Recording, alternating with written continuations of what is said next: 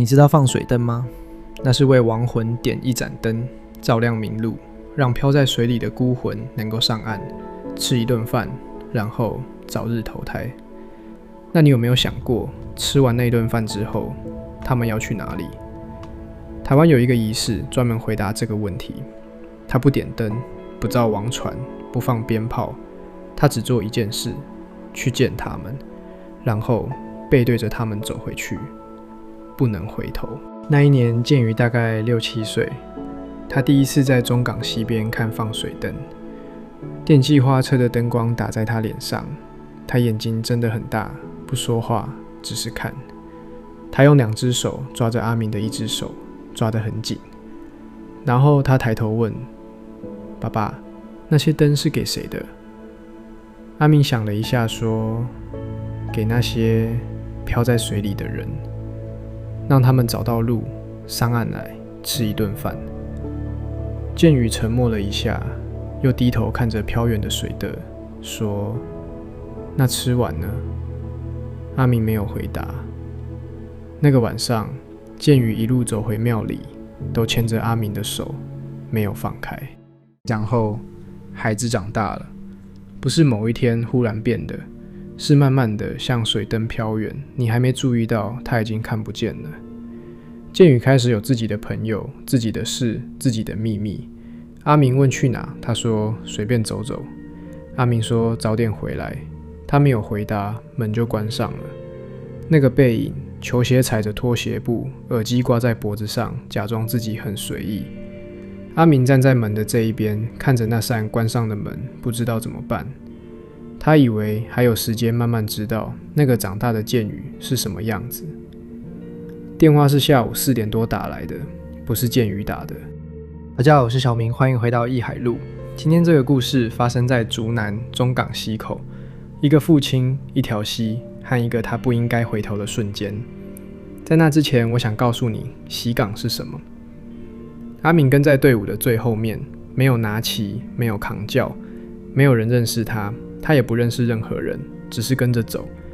邻居阿北说，建宇走的地方，每年端午妈祖都会去拜一下，让建宇知道你在。阿明不是很信这些，但他不知道还有什么地方可以去。你在大甲看过妈祖绕境吗？那是春天的事，妈祖出巡，保佑信众一整年平安。溪港不一样，溪港是夏天的事，是全台湾唯一一个夏季妈祖出巡的仪式。他不是去保佑，他是去清理。清理这条溪300年来所有沉在水底的冤屈。你可能会问，为什么是端午节？因为端午节是1年中阴阳之气交替最剧烈的时刻，正午之后阳气到顶，阴气转生，这一天驱邪效力最强。还有另一个原因，民间相信溺死的人需要抓一个替身才能投胎。夏天水边戏水的人多，正是冤魂最容易出没的季节。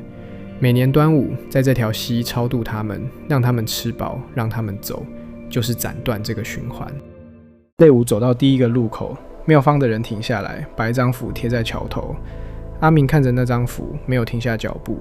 旁边的阿北说，每隔72步贴一张，让神兵神将沿路驻守。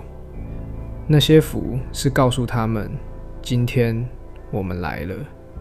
阿明继续走，1、2、3、4、5、6。队伍走过一条叫做射流沟的细窄水道，阿明不知道那是什么地方。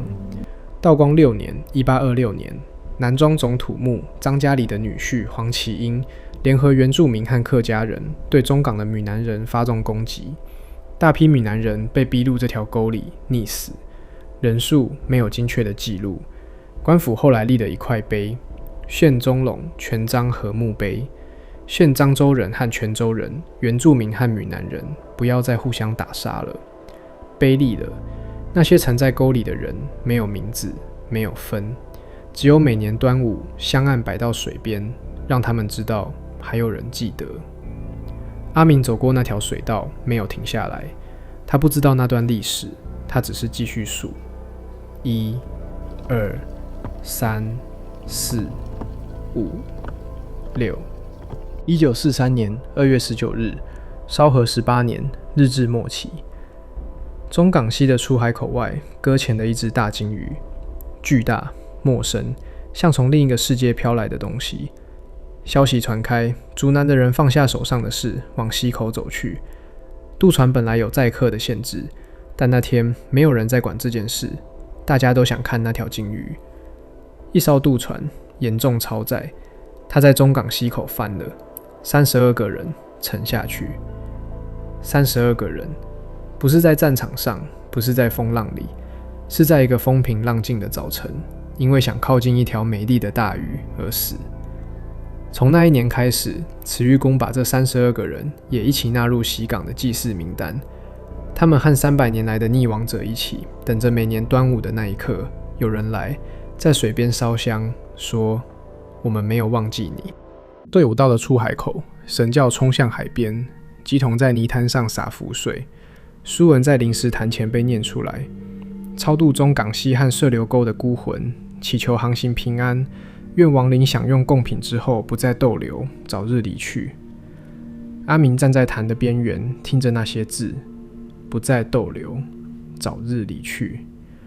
他忽然想起建宇小时候问的那句话：水灯邀请他们上岸吃饭，那吃完呢？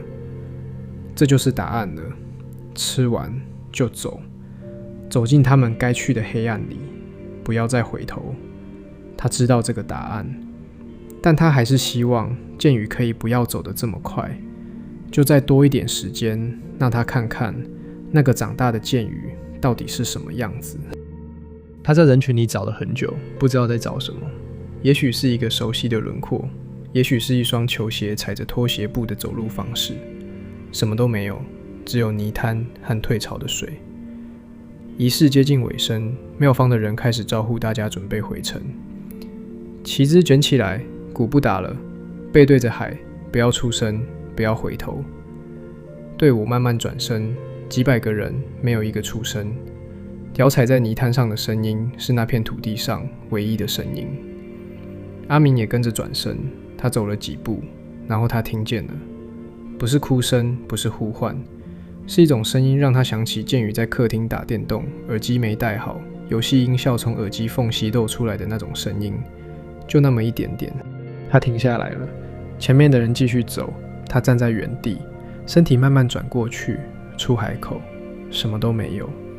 夕阳把泥滩照成橘红色，退潮的水在很远的地方一波一波，不急不缓。但就在水和泥滩交界的地方，有一个轮廓，很模糊，逆光，他看不清楚脸，但那个站的方式，重心放在一只脚上，另一只脚轻轻踢着地，假装自己很随意。阿明的喉咙忽然很紧，他想叫小雨，但那个字刚出口又缩回去了，因为他忽然想到建宇最近不喜欢他叫小雨，说太幼稚了。他就这样站着，看着那个轮廓，没有走过去，没有出声，只是看着。然后那个轮廓慢慢抬起头，就像建宇以前在客厅滑手机，感觉到阿明的视线，抬起头，用那种半反半撒娇的眼神，干嘛啦？阿明低下头，眼泪掉下去，落在泥滩上，没有声音。他转回身，背对着海，跟着队伍，一步一步走回去，没有再回头。阿明那天回到家，感觉不太对，家里的空气比出门前重了一点。第一天他以为是自己太累了，第3天冰箱里的食物开始莫名其妙坏掉，第5天建宇房间的灯在他没有进去的情况下亮着。他站在门口，看着那道从门缝透出来的光，手放在门把上，放了很久没有转动。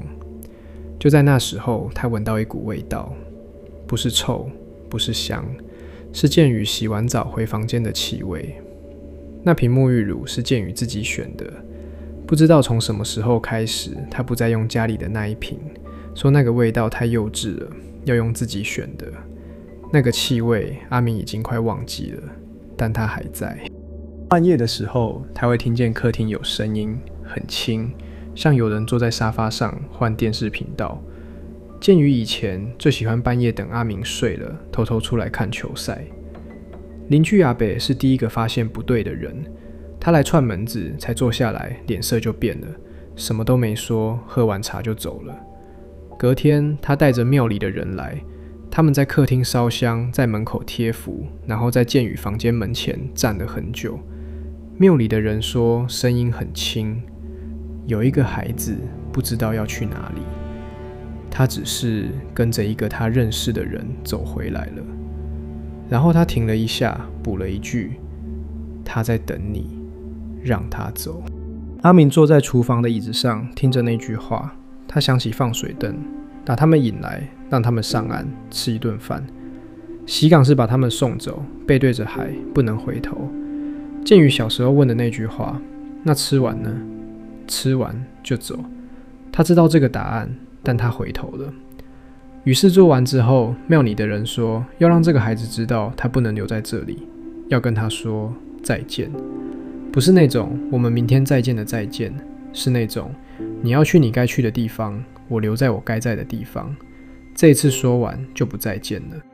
阿明走到建宇房间门口，他推开门，房间是暗的，书包还丢在椅子上，桌上还有那张没写完的作业。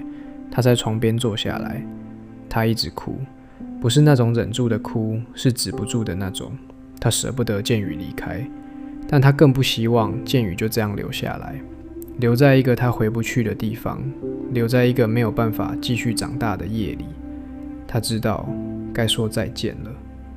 他说：小宇，你去吧，爸爸没事，我会记得你，想念你，不论你在哪里，去吧。那个晚上之后，客厅不再有声音了，建宇房间的灯不再自己亮了。阿明说他没有感觉到什么离开，只是那天晚上他睡着了，很久很久没有做梦。